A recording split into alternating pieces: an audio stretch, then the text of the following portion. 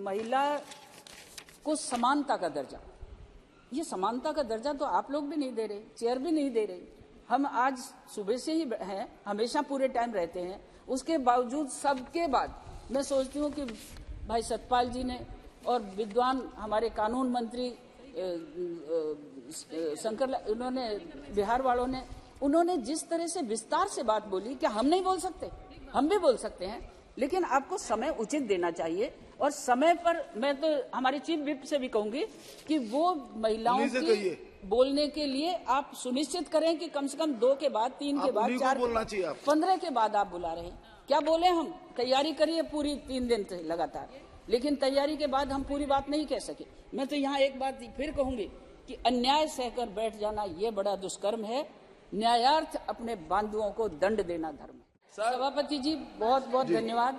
लेकिन धन्यवाद के साथ साथ मैं ये भी कहना चाहूंगी कि ये ऐसे बिल हैं जिन बिलों में अधिकांश, यदि हम भारतीय न्याय संहिता के अंतर्गत बात करें तो महिलाओं को सुनना बहुत जरूरी है। और मैं सोचती हूँ कि मेरे से पहले बहन सुनीता जी दुग्गल बोली और पूरी बात नहीं कह पाई। आप अपनी तो बात मैं आपसे निवेदन करना चाहूंगी कि आप हमारी बात पूरी सुनिए।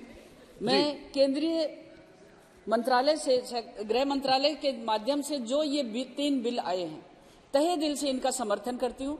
लेकिन इन बिलों के साथ साथ मैं एक बात आपसे कहना चाहूंगी कि भारतीय न्याय संहिता 2023 का जो बिल है ये महिलाओं से संबंधित है और इसके अंतर्गत महिलाओं के लिए जो सुविधाएं होनी चाहिए और जिस तरह से कानून की प्रक्रिया को बदलते हुए आपने ये बात कही, लेकिन इसका प्रारंभ हुआ था 15 अगस्त को, जिस समय हमारे देश के यशस्वी प्रधानमंत्री 5 प्रण के लिए लाल किले की प्राचीर से बोले।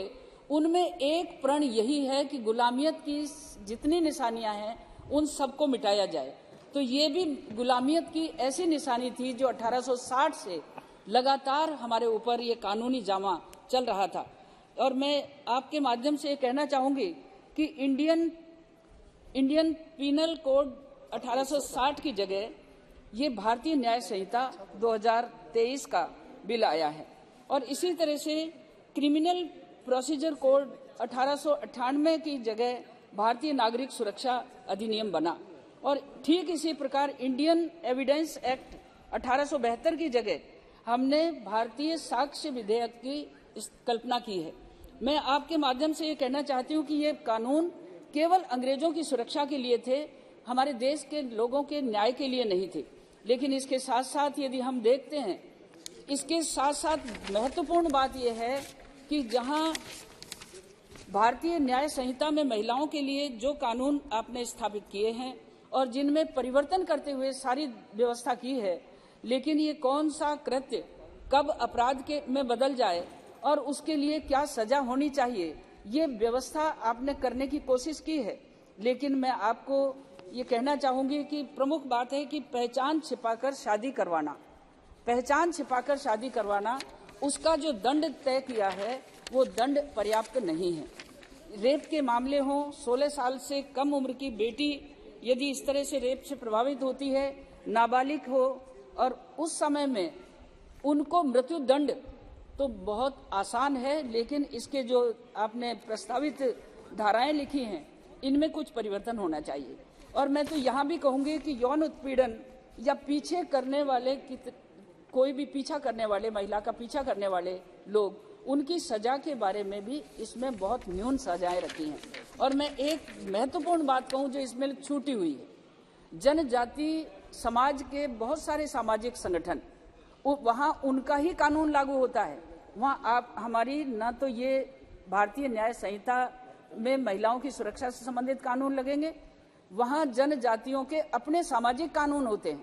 वहाँ यदि पढ़ी लिखी महिला सरकारी नौकरी में है तो कानून उसको रक्षा देगा, लेकिन यदि पढ़ी लिखी नहीं है तो उसको कानून रक्षा नहीं देगा। ऐसी परिस्थिति में जनजातियों के बारे में आपको इसमें महिलाओं के सुधार के बारे में कानून में सुधार करना पड़ेगा।